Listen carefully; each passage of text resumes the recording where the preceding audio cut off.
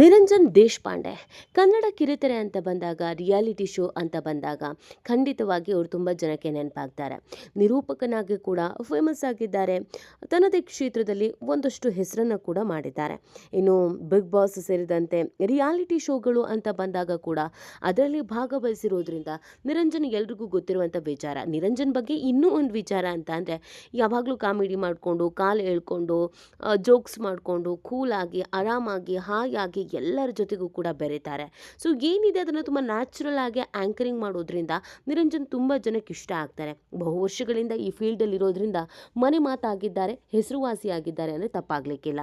So ಇಂಥ ನಿರಂಜನ್ ಇದೀಗ ವೇದಿಕೆ ಮೇಲೆ ತಮ್ಮ ಹೆಂಡತಿಯ ಬಗ್ಗೆ ಮಾತನಾಡಿದ್ದಾರೆ. ಈ ಮಾತು ಸಿಕ್ಕಾಪಟ್ಟೆ ವೈರಲ್ ಆಗ್ತಾ ಇದೆ. ಒಂದಷ್ಟು ಜನ ಯೂತ್ಸ್ ಹೀಗೂ ಇರುತ್ತೆ, ಹೀಗೂ ಆಗ್ಬೋದು, ನಮ್ಮ ಜೀವನನೂ ಹೀಗೆ ಅಂತ ಅನ್ಕೊಳ್ತಾ ಇದ್ದಾರೆ. ಹಾಗಿದ್ರೆ ನಿರಂಜನ್ ಮಾತಾಡಿದ್ದು ಏನು? ಅವರ ವೈಯಕ್ತಿಕ ವಿಚಾರವನ್ನು ಒಂದು ವೇದಿಕೆಯಲ್ಲಿ ಮಾತಾಡೋದಕ್ಕೆ ಕಾರಣವೇನು? ಅವರಿಗೆ ಅವರ ಹೆಂಡತಿ ಬಗ್ಗೆ ಇರುವಂಥ ಅಭಿಪ್ರಾಯ ಏನು? ಸೆಲೆಬ್ರಿಟಿಗಳ ಜೀವನ ಹೀಗೆ ಇರತ್ತಾ ಅಥವಾ ನಾರ್ಮಲ್ ನಮ್ಮಂಥವ್ರ ಜೀವನ ಕೂಡ ಹೀಗೆ ಇರತ್ತಾ? ಸೊ ನಿರಂಜನ್ ಮಾತಾಡೋದಕ್ಕೂ ಕೂಡ ಒಂದು ರೀಸನ್ ಇದೆ. ನಿರಂಜನ್ ಮಾತಾಡಿದ ಮೇಲೆ ಅವರ ಹೆಂಡತಿ ಯಶಸ್ವಿನಿ ಕೂಡ ಮಾತಾಡಿದ್ದಾರೆ. ಹಾಗಿದ್ರೆ ಏನು ಮಾತಾಡಿದ್ರು, ಅಂಥದ್ದು ಏನಾಗ್ಬಿಟ್ಟು, ಇದೆಲ್ಲವನ್ನು ಕೂಡ ಹೇಳ್ತಾ ಹೋಗ್ತೀವಿ. ಆದರೆ ಇಲ್ಲಿವರೆಗೂ ನಿಮ್ಮ ಮೆಘಾ ಸುದ್ದಿಯನ್ನು ಸಬ್ಸ್ಕ್ರೈಬ್ ಮಾಡಿಲ್ಲ ಅಂದರೆ ಈಗಲೇ ಸಬ್ಸ್ಕ್ರೈಬ್ ಮಾಡಿ. ಹೆಚ್ಚಿನ ಮಾಹಿತಿಗಾಗಿ ಬೆಲ್ ಐಕಾನ್ ಪ್ರೆಸ್ ಮಾಡೋದನ್ನು ಮರಿಬೇಡಿ. ಎಸ್, ನಿರಂಜನ್ ದೇಶಪಾಂಡೆ ಸೀರಿಯಲ್ ಮುಖಾಂತರವಾಗಿ ಎಂಟ್ರಿ ಕೊಟ್ಟರು ಕೂಡ ನಿರೂಪಕನಾಗಿ ಫೇಮಸ್ ಆದರು. ಇನ್ನು ಯಶಸ್ವಿನಿ ಅವರ ಪ್ರೀತಿಯ ಮಡದೆ. ಇವರಿಬ್ಬರ ಜೋಡಿ ಹೇಳಿ ಮಾಡಿಸಿದ ಹಾಗಿದೆ. ಎಲ್ರಿಗೂ ಗೊತ್ತಿರೋ ಹಾಗೇನೆ ಇವರಿಬ್ಬರ ಮದುವೆ ಕಲರ್ಸ್ ಕನ್ನಡದಲ್ಲೇ ಬಹಳ ಅದ್ದೂರಿಯಾಗಿ ಧಾಮ್ ಧೂಮ್ ಅಂತ ಮಾಡಲಾಗಿತ್ತು. ಅದಕ್ಕೆ ಕಾರಣ ನಿರಂಜನ್ ಮತ್ತು ಕಲರ್ಸ್ಗೆ ಇದ್ದಂಥ ಒಂದು ಅವಿನಾಭಾವ ಸಂಬಂಧ ಮತ್ತು ಒಡನಾಟ.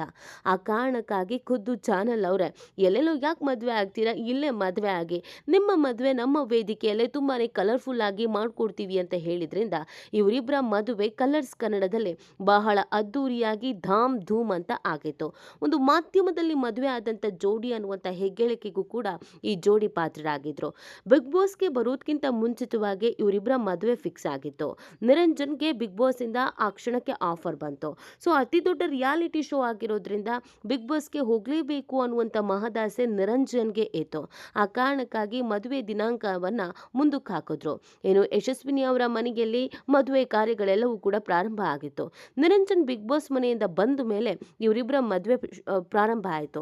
ಅಂದರೆ ಮೊದಲಿಗೆ ಚೌಟ್ರಿ ಎಲ್ಲ ಬುಕ್ ಆಗಿತ್ತು, ಆದರೆ ಬಿಗ್ ಬಾಸಿಗೆ ಹೋಗಬೇಕು ಅಂತ ಕ್ಯಾನ್ಸಲ್ ಮಾಡ್ಕೊಂಡಿದ್ದಂಥ ಕಾರಣಕ್ಕಾಗಿಯೋ ಅಥವಾ ನಿರಂತರವಾಗಿ ನಿರಂಜನ್ ಕಲರ್ಸ್ ಜೊತೆಗೆ ಒಂದೊಳ್ಳೆ ಬಾಂಡಿಂಗನ್ನು ಇಟ್ಕೊಂಡಿದ್ದಂಥ ಕಾರಣಕ್ಕೋ ಒಟ್ಟಿನಲ್ಲಿ ಕಲರ್ಸ್ ಕನ್ನಡದಲ್ಲಿಯೇ ಇವರಿಬ್ಬರ ಮದುವೆ ಗುರು ಹಿರಿಯರು ಪೋಷಕರು ಎಲ್ಲರ ಸಮ್ಮುಖದಲ್ಲಿ ಬಹಳ ಚೆನ್ನಾಗಿ ಬಹಳ ನೀಟಾಗಿ ಆಗಿ ಹೋಯಿತು. ಸೊ ಅಲ್ಲಿಂದ ಇಲ್ಲಿವರೆಗೂ ಕೂಡ ಈ ಜೋಡಿ ಎಲ್ರಿಗೂ ಚಿರಪರಿಚಿತ. ಹಾಗೆ ಹೇಳಬೇಕು ಅಂತಂದರೆ ಮೊದಲಿಗೆ ನಿರಂಜನ್ ವೈಫ್ ಎಲ್ಲೂ ಕೂಡ ಕಾಣಿಸ್ಕೊಳ್ತಿರ್ಲಿಲ್ಲ, ಅಷ್ಟು ಫೇಮಸ್ಸು ಆಗಿರಲಿಲ್ಲ. ಅವರ ವೈಯಕ್ತಿಕ ಜೀವನ ಹೇಗಿದೆ, ಯಶಸ್ವಿನಿ ಕೂಡ ಟ್ಯಾಲೆಂಟೆಡ್ಡು, ಇದ್ಯಾವುದು ಕೂಡ ಗೊತ್ತಿರಲಿಲ್ಲ. ಆದರೆ ಯಾವಾಗ ಗಿಚ್ಚಿ ಗಿಲಿಗಿಲಿ ಸೇರಿದಂತೆ ಬೇರೆ ಬೇರೆ ರಿಯಾಲಿಟಿ ಶೋಗಳಲ್ಲಿ ಯಶಸ್ವಿನಿ ಕಾಣೋದಕ್ಕೆ ಶುರು ಮಾಡಿದ್ರು, ಆಗಿಂದ ಅವರು ಕೂಡ ನಿರಂಜನ್ ಅಷ್ಟೇ ಫೇಮಸ್ ಆದರು. ಇವರಿಬ್ಬರ ಜೋಡಿ ಸ್ಟಾರ್ ಜೋಡಿ ಅಂತ ಕರೆಸ್ಕೊಳ್ಳೋದಕ್ಕೆ ಶುರು ಆಯಿತು. ಒಂದಷ್ಟು ರಿಯಾಲಿಟಿ ಶೋಗಳಲ್ಲಿ ಯಶಸ್ವಿನಿ ಕೂಡ ಹೆಸರು ಮಾಡಿದ್ರು, ಫೇಮಸ್ಸು ಆದರು. ಇದೀಗ ಅವರನ್ನು ಅನೇಕ ಕಡೆಯಲ್ಲಿ ಗೆಸ್ಟ್ಗಳಾಗಿ ಮತ್ತು ಇಂಟರ್ವ್ಯೂಗಳಿಗಾಗಿ ಅಂತ ಕರೀತಾರೆ. ಇದೇ ಸಂದರ್ಭದಲ್ಲಿ ಇಬ್ಬರು ಮಾತನಾಡಿದ್ದಾರೆ. ಆಗ ತಮ್ಮ ಮದುವೆ ಹೇಗಾಯಿತು, ಯಾಕಾಯಿತು, ಯಾವ ಸಂದರ್ಭದಲ್ಲಾಯಿತು, ಆವಾಗ ಇವರ ಪರಿಸ್ಥಿತಿ ಯಾವ ರೀತಿಯಾಗಿತ್ತು, ಇದನ್ನೆಲ್ಲ ಎಳೆಯಾಗಿ ಬಚ್ಚಿಟ್ಟಿದ್ದಾರೆ. ಈ ಸಂದರ್ಭದಲ್ಲೇ ಮಾತನಾಡುವಾಗ ಒಂದು ಶಾಕಿಂಗ್ ವಿಚಾರವನ್ನು ಹೇಳಿರೋದು. ಹೌದು, ಮದುವೆ ಅನ್ನೋದು ಸ್ವರ್ಗದಲ್ಲೇ ನಿಶ್ಚಯ ಆಗತ್ತೆ ಅಂತ ಹೇಳ್ತಾರೆ. ಖಂಡಿತವಾಗಿಯೂ ಅದು ಹೌದು. ಒಬ್ಬ ಗಂಡಿಗೆ ಒಬ್ಬ ಹೆಣ್ಣು, ಒಬ್ಬ ಹೆಣ್ಣಿಗೆ ಒಬ್ಬ ಗಂಡು ಅಂತ ಆ ದೇವರೇ ನಿರ್ಧರಿಸಿರ್ತಾನೆ. ಇಲ್ಲಿ ನಮ್ಮದೇನು ನಡೆಯಲ್ಲ. ನಾವು ಪ್ರೀತಿ ಮಾಡಿದ್ರು ಅಥವಾ ಏನೇ ಆಗಿದ್ರು ಕೂಡ ನಾವು ಯಾರನ್ನು ಮದುವೆ ಆಗಬೇಕು ಅಂತ ದೈವ ನಿರ್ಧರಿಸಿತೋ ಅದೇ ಆಗತ್ತೆ ಅನ್ನೋದನ್ನು ಇಬ್ರು ಮಾತನಾಡಿದ್ದಾರೆ. ಈ ಮಾತನಾಡುವಂಥ ಸಂದರ್ಭದಲ್ಲಿ ಇಬ್ರು ತಮ್ಮ ಲವ್ ಹೇಗಾಯಿತು, ಮದುವೆ ಹೇಗಾಯಿತು ಅನ್ನೋದನ್ನು ಕೂಡ ಹೇಳಿದ್ದಾರೆ. ಹೌದು, ಈಗ ನಿರಂಜನ್ ಮಾತಾಡಿ, ನಾನು ಯಾರೋ ಒಬ್ಳನ್ನ ತುಂಬ ಸೀರಿಯಸ್ ಆಗಿ ಪ್ರೀತಿ ಮಾಡ್ತಾ ಇದ್ದೆ, ಅವಳು ನಾನು ಇಬ್ರು ಕೂಡ ತುಂಬ ವರ್ಷ ರಿಲೇಷನ್ಶಿಪ್ನಲ್ಲಿ ಇದ್ವಿ. ಆದರೆ ಅದೇನಾಯಿತು ಏನೋ ಗೊತ್ತಿಲ್ಲ, ಒಂದಷ್ಟು ಮಿಸ್ಅಂಡರ್ಸ್ಟ್ಯಾಂಡಿಂಗ್ಗಳು ಅಥವಾ ಒಂದಷ್ಟು ಸಮಸ್ಯೆಗಳು ನನ್ನ ಮತ್ತು ನನ್ನ ಎಕ್ಸ್ ಗರ್ಲ್ ಫ್ರೆಂಡ್ ಮಧ್ಯ ದೊಡ್ಡ ಸಮಸ್ಯೆಯನ್ನು ತಂದಿಟ್ಟಿತ್ತು. ಆ ಕಾರಣಕ್ಕಾಗಿ ನಾವಿಬ್ಬರು ದೂರ ಆಗಬೇಕಾಯಿತು. ಆಗ ನನಗೆ ಲವ್ ಬ್ರೇಕಪ್ ಆಯಿತು, ಲವ್ ಫೇಲ್ಯೂರ್ ಆಯಿತು. ನಾನು ಅದರಲ್ಲಿ ಸಿಕ್ಕಾಪಟ್ಟೆ ನೊಂದು ಬೆಂದು ಹೋಗ್ಬಿಟ್ಟಿದ್ದೆ. ಯಾರೇ ಸಿಕ್ಕರು ಹತ್ಕೊಂಡು ಕರ್ಕೊಂಡು ಕೂತಿರ್ತಿದ್ದೆ. ಅದೇ ರೀತಿಯಾಗಿ ಆ ಸಂದರ್ಭದಲ್ಲಿ ಯಶಸ್ವಿನಿ ನನಗೆ ಸಿಕ್ಕಿದ್ಲು. ಯಶಸ್ವಿನಿ ಒಂದು ಕಾಮನ್ ಫ್ರೆಂಡ್ ಥ್ರೂ ನನಗೆ ಸಿಕ್ಕಿದ್ಲು. ಯಶಸ್ವಿನಿ ಕೂಡ ಬಾಯ್ ಫ್ರೆಂಡ್ ಇದ್ಲು. ಯಶಸ್ವಿನಿಗೂ ಕೂಡ ಒಬ್ಬ ಬಾಯ್ ಫ್ರೆಂಡ್ ಇದ್ದಿದ್ದರಿಂದ ಅವಳು ಕೂಡ ಪ್ರೀತಿಯಲ್ಲಿ ಬಿದ್ದಿದ್ಲು. ಅವಳ ಬಾಯ್ ಫ್ರೆಂಡನ್ನೇ ಮದುವೆ ಆಗಬೇಕು ಅಂತ ಅಂದ್ಕೊಂಡಿದ್ಲು. ಅವರಿಬ್ಬರು ಸಿಕ್ಕಾಪಟ್ಟೆ ಲವ್ ಮಾಡ್ತಾಯಿದ್ರು. ಆದರೆ ಅದೇನಾಯಿತು ಏನೋ ಗೊತ್ತಿಲ್ಲ, ಅವರಿಬ್ಬರ ಮಧ್ಯೆ ಕೂಡ ಮಿಸ್ಅಂಡರ್ಸ್ಟ್ಯಾಂಡಿಂಗ್ ಆಗಿತ್ತು. ಅವರಿಬ್ಬರ ಮಧ್ಯೆ ಕೂಡ ಬ್ರೇಕಪ್ಪು ಆಗಿತ್ತು. ಮೋಸ ಆಗಿದ್ದರಿಂದ ಯಶಸ್ವಿನಿ ಕೂಡ ಸಿಕ್ಕಾಪಟ್ಟೆ ದುಃಖಿತಳಾಗಿದ್ಲು. ಇದೇ ಸಂದರ್ಭದಲ್ಲಿ ನಂದು ಬ್ರೇಕಪ್ ಆಗಿದ್ದರಿಂದ ಇಬ್ಬರು ಕೂತ್ಕೊಂಡು ನಮ್ಮ ಇಬ್ಬರು ಎಕ್ಸ್ಗಳಿಗೆ ಹಿಡಿಶಾಪ ಹಾಕ್ಕೊಂಡಿರ್ತಿದ್ವಿ. ನಮಗೆ ಮೋಸ ಆಯಿತು, ನಮಗೆ ಅನ್ಯಾಯ ಆಯಿತು ಅಂತ ಗೊಳೋ ಅಂತ ಅಳ್ತಾ ಇದ್ವಿ. ಅದಾದಮೇಲೆ ಇಬ್ಬರು ಮಾತಾಡಿಕೊಂಡು ಒಬ್ರಿಗೊಬ್ರು ಸಮಾಧಾನ ಮಾಡ್ಕೊಂಡಿರುವಾಗ ನನಗನ್ಸಿದ್ದು, ಇವಳಿಗೆ ಪ್ರೀತಿ ಬಗ್ಗೆ ಒಂದಷ್ಟು ಒಳ್ಳೆಯ ರೀತಿಯಾದಂಥ ಭಾವ ಇದೆ. ಇವಳ ಪ್ರೀತಿ ಬಗ್ಗೆ ಯೋಚನೆ ಮಾಡ್ತಾ ಇರೋದು ನಿಜವಾಗ್ಲೂ ಕೂಡ ಡಿಫ್ರೆಂಟ್ ಆಗಿದೆ. ನಾನು ಯಾರ್ಯಾರನ್ನೋ ಪ್ರೀತಿ ಮಾಡಿಬಿಟ್ಟೆ, ಇಂಥ ಹುಡುಗಿ ಸಿಕ್ಬಿಟ್ಟಿದ್ರೆ ಜೀವನ ನಿಜವಾಗ್ಲೂ ಚೆನ್ನಾಗಿರ್ತಿತ್ತು ಅಂತ ನನಗೂ ಅನಿಸ್ತು.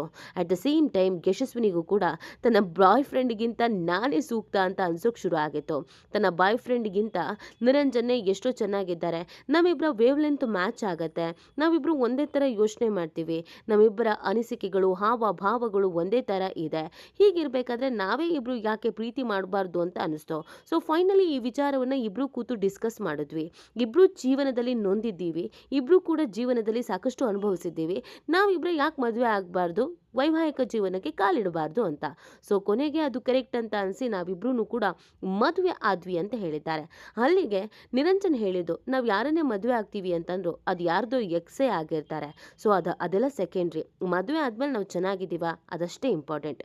ಎಲ್ರಿಗೂ ಒಂದು ಪಾಸ್ಟ್ ಲೈಫ್ ಅಂತ ಇದ್ದೇ ಇರುತ್ತೆ, ಅದನ್ನ ಮರ್ತು ಬಿಡಬೇಕು ಮದುವೆ ಆದ್ಮೇಲೆ ಅಂತ ಹೇಳಿದ್ದಾರೆ. ವಿಚಾರವೇ ಇದೀಗ ಸೋಷಿಯಲ್ ಮೀಡಿಯಾದಲ್ಲಿ ಸಿಕ್ಕಾಪಟ್ಟೆ ಟ್ರೆಂಡಿಂಗ್ನಲ್ಲಿ ಸಿಕ್ಕಾಪಟ್ಟೆ ಚರ್ಚೆಯಲ್ಲಿದೆ. ಹೌದು, ಇತ್ತೀಚೆಗೆ ಅಥವಾ ಈ ಜನ್ರೇಷನ್ ಅಥವಾ ಮುಂದಿನ ಜನ್ರೇಷನ್ ಯಾರನ್ನೇ ಮದುವೆ ಆದ್ರೂ ಕೂಡ ಅದು ಇನ್ಯಾರದ್ದು ಗೆಳತಿಯೋ ಗೆಳೆಯನೋ ಆಗಿರ್ತಾರೆ. ಬಟ್ ಏನೂ ಮಾಡೋದಕ್ಕಾಗಲ್ಲ, ಪ್ರಪಂಚನೇ ಆಗಿದೆ. ಎಲ್ಲರಿಗೂ ಯಾವುದೋ ಒಂದು ಟೈಮಲ್ಲಿ ಯಾರೋ ಮೇಲೆ ಪ್ರೀತಿ ಆಗಿರುತ್ತೆ, ಮೋಸನೂ ಆಗಿರ್ತಾರೆ. ಸೊ ಅದಾದಮೇಲೆ ಅವರ ಜೀವನ ಕರೆಕ್ಟ್ ಮಾಡ್ಕೊಳ್ಳೋದಕ್ಕೆ ಇನ್ನೊಬ್ಬರ ಜೊತೆಗೆ ಜೀವನವನ್ನು ಹಂಚ್ಕೊಳ್ತಾರೆ. ಹೀಗಿರ್ಬೇಕಾದ್ರೆ ನಾವು ಈ ಲೈಫಲ್ಲಿ ಚೆನ್ನಾಗಿದ್ದೀವಿ ಅಂದ್ಕೊಂಡು ಇರಬೇಕು ಬಿಟ್ರೆ, ಅಯ್ಯೋ ಅವ್ರನ್ನ ಯಾರನ್ನೋ ಲವ್ ಮಾಡಿದ್ರಂತೆ ನಾನು ಮದುವೆ ಆದೆ, ಇದನ್ನೆಲ್ಲ ಬಿಟ್ಟುಬಿಡಬೇಕು. ಮದುವೆ ಆದಮೇಲೆ ಗಂಡ ಹೆಂಡತಿ ಅಷ್ಟೇ. ಅದಕ್ಕಿಂತ ಹಿಂದೆ ಏನೇನು ನಡೆದಿತ್ತು ಅನ್ನೋದನ್ನು ಕೆದ್ಕೋಕೆ ಹೋಗಬಾರ್ದು. ಆಗ ಲೈಫು ತುಂಬಾ ಬ್ಯೂಟಿಫುಲ್ ಆಗಿರುತ್ತೆ ಅಂತ ಹೇಳಿದ್ದಾರೆ. ಈ ಬಗ್ಗೆ ನಿಮ್ಗೇನು ಅನಿಸುತ್ತೆ ಅನ್ನೋದನ್ನು ನೀವು ಕೂಡ ಕಮೆಂಟ್ ಮಾಡಬಹುದು.